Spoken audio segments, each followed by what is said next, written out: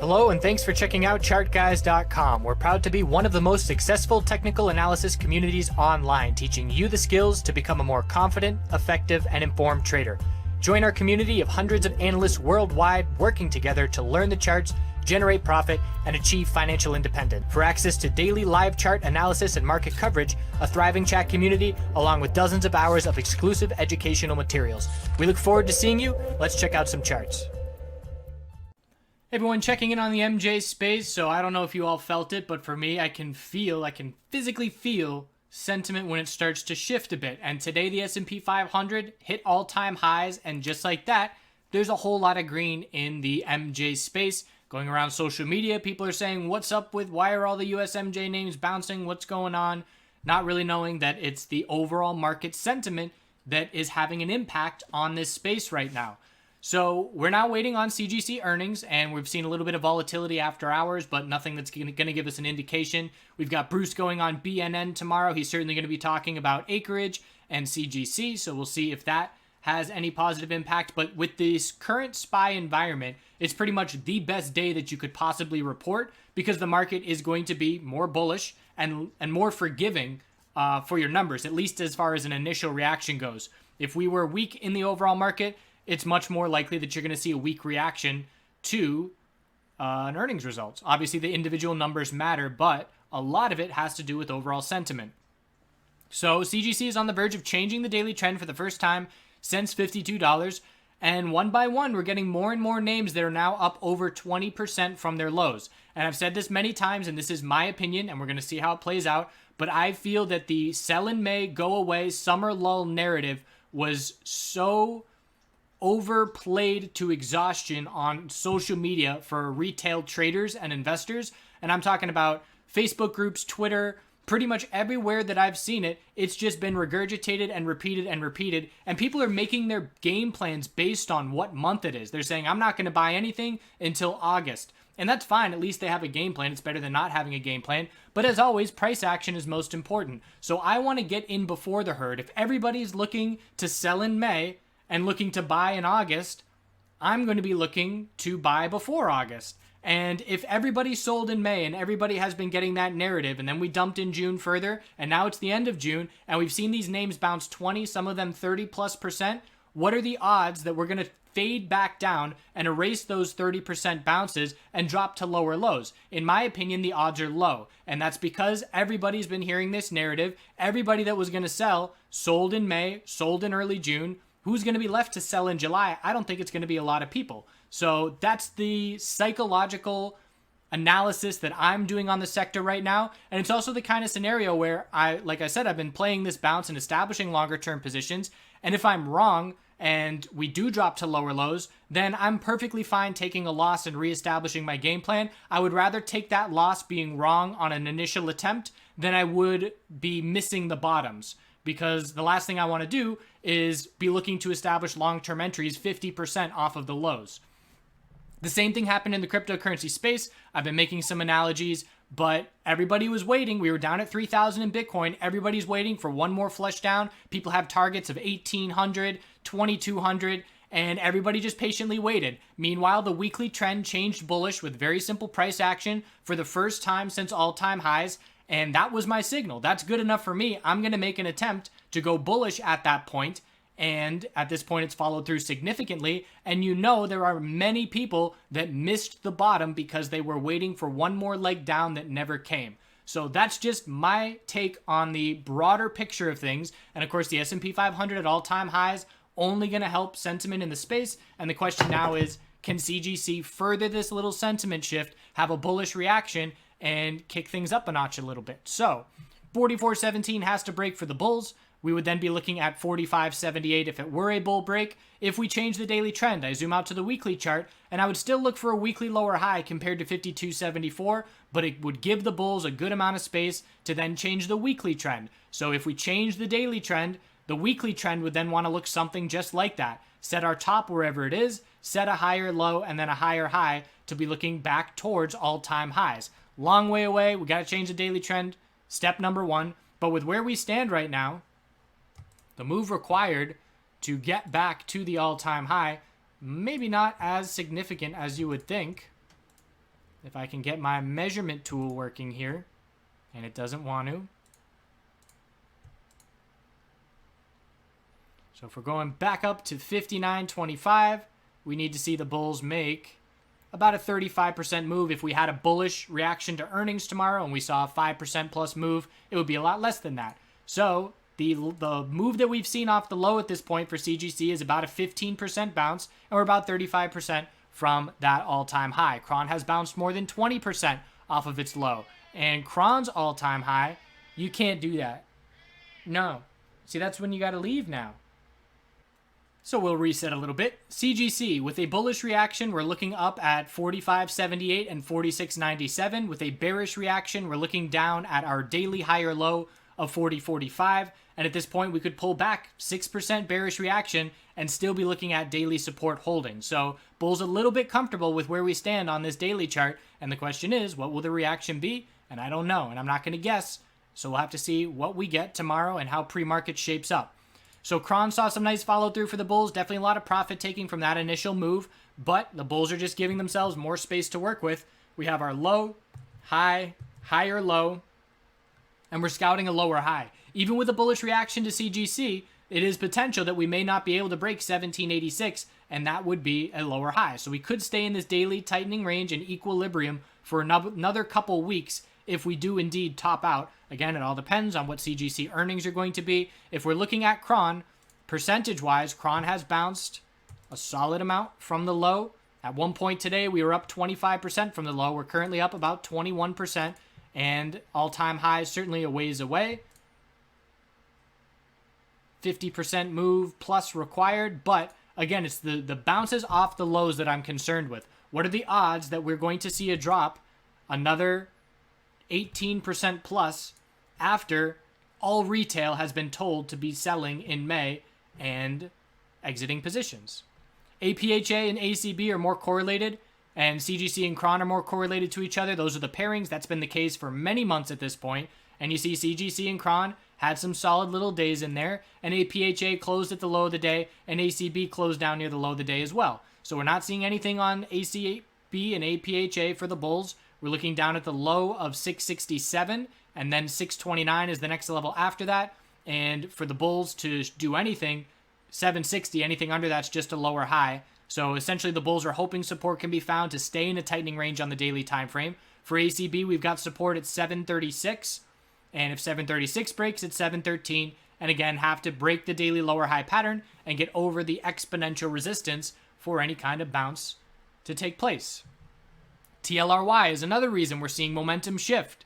So if anybody's been a gauge of sentiment in this sector, it's been the huge euphoria and then the long, slow drop-off on TLRY. And again, TLRY has the same chart as Bitcoin. Obviously, Bitcoin's been bouncing for a couple months at this point, but you look at this chart and it's just a classic euphoric, over-emotional cycle, and we need a weekly trend change to really be confident, but this is the first very clear daily trend change that we have seen. And if we scroll back, when's the last time we got a bull break? It was back here in January. So this is essentially the first time in 6 months that the bulls have done anything on this daily time frame. Look at the volume. That's very notable bull volume. And at this point, distance from the low, 45%. That's a very significant bounce. What are the odds that TLRY is going to drop over 30% and drop to lower lows before we head towards fall, when all retail is expecting to see some kind of run up heading into the October and December edibles catalyst for the Canadian MJ space? So I would say the odds that TLRY's bottom has been set are probably pretty likely at this point. Same thing for the names that bounce very significantly. CWEB, I don't see CWEB dropping down to lower lows with the size of the bounce that we've seen at this point. So TLRY, the next resistance is going to be 51 psychological and then 54.10. If we lose the hourly uptrend, anything above 38.70 will be a daily higher low. And now the question is, how far can these bulls run with it? How much space can they create on the weekly time frame? Because the weekly trend is not going to change anytime soon. Anything under 54.10 is just a weekly lower high, and we'll need a clear weekly higher low and higher high to see the first weekly trend change in a very long time. OGI, not doing anything for the bulls, just trading sideways. So the tier 2 names, OGI, Hexo, TRST, still not doing a whole lot for the bulls. If we see a bear break of 615, it's another leg down. So we can certainly see another leg down on OGI. And this is what I'm talking about in the video yesterday, where we're seeing breaks in correlation. Some names are showing up real bullish and other names aren't doing anything. So we've got the odds of a lower low on OGI. So when I talk in generalizations, obviously the odds of OGI hitting a lower low are pretty likely, and the odds of TLRY hitting a lower low are way, way, way less likely. So very different in the same sector. Hexo, looking for the daily lower high to be set. If we pull back and break 576 tomorrow, we'll say our daily lower high is now 593, and it'll be up to the bulls to have to hold 540 support to try and change the daily trend. Daily exponential is resistance, and we didn't even touch that level yet, but the bounce slowing a bit. It's still a fairly weak bounce at this point. Bulls don't have a ton of space to work with to try and form this daily higher low. TRST dropping right back down, giving back yesterday's bull move, also not really proving anything. Bulls have to hold the low of 650 and then see a bull break of 729 in order to change this daily trend. And again, with the weak close, bulls have work to do. T-God, still a weak bounce here as well. It's a potential daily bear flag still. The daily exponential resistance, rejecting the price. Anything under 367 was just a daily lower high. Bulls are not proving anything. So this is why we need lists. Who's strong in the sector? You look at a name like IIPR, which we're about to get to, and it is just exploding with gains growing on trees. And it's the old MJ like we used to know. And then you have names like TRST that are really struggling. So it's important to distinguish who's struggling and who's standing out as really strong. And this is a market environment right now that, like I said, it's really allowing for jockeying of position as far as technically speaking, who's the leaders and who are the weaker names. VFF still slowly climbing up, so this is a good sign for the bulls. The more space, the better. Anything under 1386, just a lower high. And then the bulls will need a higher low compared to 1156. So if I'm looking at this setup, I might say, well, I don't want a bullish entry because I'm anticipating a lower high compared to 1386. But if I think the sentiment's going to shift in VFF as well, I could scout to enter on a daily higher low, making a play based off of 1156 support. If I want to be more skeptical and more patient, I will wait for a break of the daily lower highs before I would initiate a position. And again, with the volume right now, it is more likely than not, unless some kind of surprise news drops, that we're going to see a lower high compared to 1386. IIPR, look at that chart. That is wild.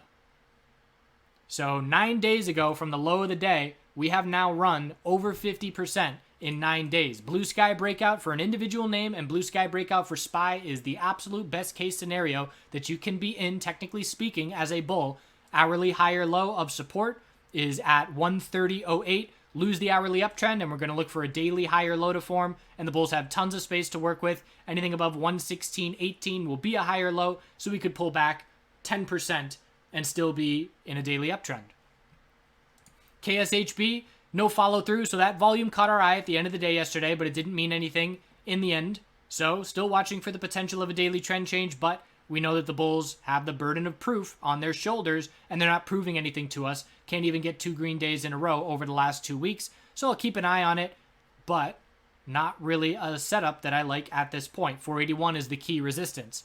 NBEV, so this is the scenario we were talking about yesterday as well. We broke 492. We changed the daily trend, but there's this wall of previous support, now resistance, where we broke that level, but we could not get over 5 psychological. We rejected from 499. So if we can't get over 5 and 505, a few of those previous supports, now resistance, we're going to be watching the potential of a weekly bear flag. That would be a daily trend change with a lack of follow through. So we have to get over $5.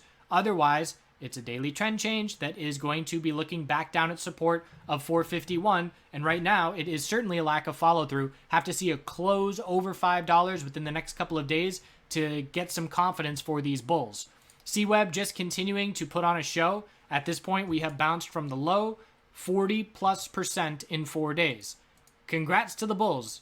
What are the odds that we're going to see CWEB drop 28% to lower lows this summer? I don't think it's likely. I think a lot of bulls saw this move and said, wow, 40% in 4 days, I'm going to reload or load on some consolidation and try and make an entry for the daily higher low that we're going to anticipate.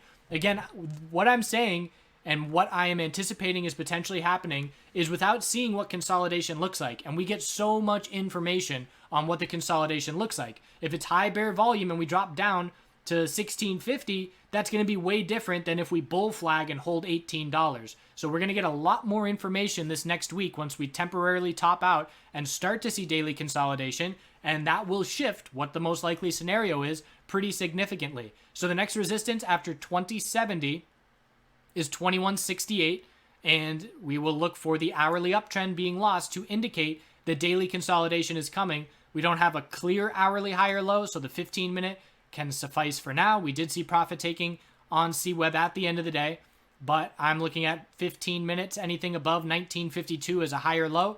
Break 1952 tomorrow, and the odds that we will see some daily consolidation begin will increase a good bit. Weekly time frame for CWEB, pretty notable, big green candle. CL also saw a bit of continuation, but not much. Starting to get a little bit exhausted for these bulls. Again, the bounce has gone over 30% at this point. We've got support at 1425 and 1419. If we fade back down, the question is, can the bulls form a higher low? Right now, the hourly uptrend is still intact, but if we break 1425, that will no longer be the case. So 1425 key support, resistance is 1514 and 1601. OH, bulls still closing strong. Higher highs still being hit just barely. Bulls getting a little tired here as well. The exponential resistance still in play, giving the bulls a bit of trouble. Question is, can we get over that exponential resistance, or do we have to start pulling back and trying to form a daily higher low now? Names that have gotten over these exponential resistances, if they've rejected the price in the past, are certainly standing out as stronger than names that are not over these levels. So just comparing CL to OH, the fact that CL got over these levels and OH did not, definitely a difference in how these charts currently look. GTII, so I talked about why for me this is not a clear daily trend change. It's a clear 4-hour trend change, absolutely. But the bulls did not set the bar very high. Tiny little bounce and then follow through. 1650 is the level for me. If we were to come up here and reject from 1550 and then come down and consolidate for 3 days and then see continuation, that's a big boy daily trend change. Otherwise, this is just a little short term. The fact that it's happening on such a short term time frame is why it's not as believable for me as a move that's happening over multiple weeks. So time is the biggest factor there as to why that is not as notable for me as others might think it would be with my style of trading. Curaleaf still rejecting from the daily exponential resistance. This bounce isn't really proving a whole lot for these bulls. So we have to get over these daily exponential resistances for the bulls to prove anything. IAN dropped to a lower low, and as soon as that happened in the chat room, I posted, we dropped, we did not get much bear follow through. We need a new high of the day for that to mean anything for the bulls. So we broke the lows, we got no follow through, and then we instantly shot up to a higher high and then had a decent little day there. So if the bulls can change this hourly trend with a higher low of 421 and a bull break tomorrow of 442, that will be notable for me. And again, the notable reason here is it's a break of support and no follow through, which shows us bearish exhaustion. It shows us a lack of sellers and a lack of shorts able to drive the price down to lower lows. And the bulls showing up and buying that dip is notable. Still, I'm in prove it mode. The burden of proof is on the bulls. And if we do not break 478, the bulls are not proving anything to me. An hourly trend change will increase the odds that 478 can break next week a good bit if that were to happen tomorrow. And if we don't change this hourly trend, we're going to fade right back down to those recent lows. So bulls need to follow through and break the high of today tomorrow to try and rally off of that bear break with no follow through. So, in summary, some names are standing out very strong. Some names are standing out very weak. I anticipate a good bit of names are going to drop to lower lows. I anticipate that some names are not going to see lower lows here this summer. And what consolidation looks like on these strong bouncers will be very telling as well. What CGC reaction to earnings is will be important as well. And we'll see if we can keep up a couple of green days in a row on some of these names that have been struggling to do so. We've already got our couple of green days in a row on CL and OH and on these bounces. Let's see now if the big boys in this space can react to CGC and try and shift momentum there as well. Hope you're well. No video tomorrow. I'm going to see fish play. No end of the day video today. I took a video of some ducks at my new house. It was the first time I went there by myself. There was a mama duck and maybe 6 to 8 little babies, and they were very friendly. They came right up to me about 8 feet away, so I have a feeling we're going to bond a whole lot over the coming months. And I will do videos Saturday and Sunday. See you then.